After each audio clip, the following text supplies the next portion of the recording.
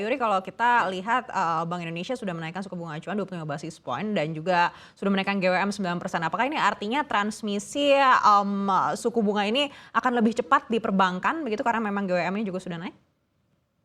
Ya, kalau saya melihat kenaikan suku bunga 25 basis point yang dilakukan BI kemarin Agustus ya, itu merupakan suatu langkah yang sangat strategis dan baik, walaupun itu agak sedikit mengejutkan di pasar karena hampir semua ekonomis ekspektasinya tidak naik.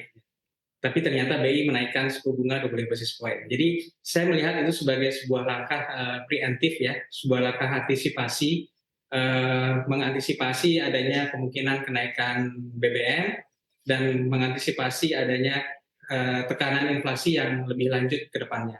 Jadi tekanan inflasi ini juga saya lihat seperti saya bilang tadi masih merupakan tantangan yang cukup besar ya.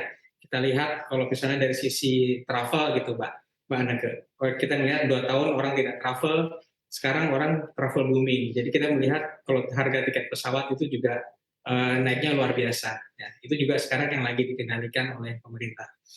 Kalau saya melihat sampai akhir tahun dengan adanya challenges yang seperti ini, saya masih berprediksi BI masih menaikkan lagi sekitar 25 basis point hingga akhir tahun 2022 karena melihat inflasi juga masih akan menjadi tekanan dan ini juga harus diantisipasi supaya tidak menjadi berkelanjutan seperti yang dialami oleh negara lain.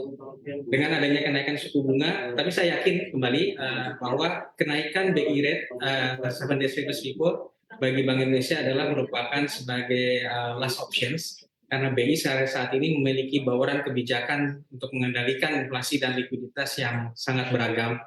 Jadi itu akan merupakan menjadi last option. Tapi kalau itu naik, sudah pasti itu akan memiliki transmisi yang lebih cepat ke pasar. Karena dengan kenaikan 7 days reverse repo itu juga akan mempengaruhi kenaikan di rate lainnya seperti di fasilitas pinjaman Bank Indonesia dan di FASBI. Baik, artinya Demikian. kalau memang Bank Indonesia akan menaikkan sekali lagi suku bunga acuan di sisa 2022 ini, maka transmisinya ke perbankan pasti akan lebih cepat seperti itu ya Pak Yuri?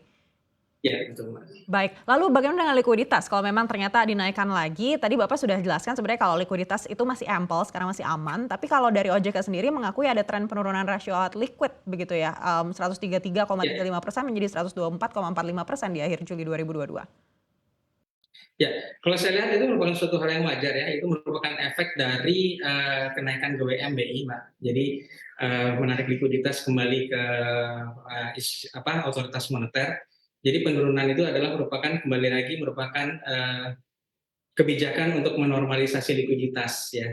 Itu sebagai bagian dari bauran kebijakan yang saya bilang tadi yang dimiliki oleh Bank Indonesia. Jadi sebelum menaikkan suku bunga sebagai last options, BI melakukan bauran kebijakan ya seperti yang tadi dibilang, ada operation twist, ada kenaikan GBM dan lain-lain.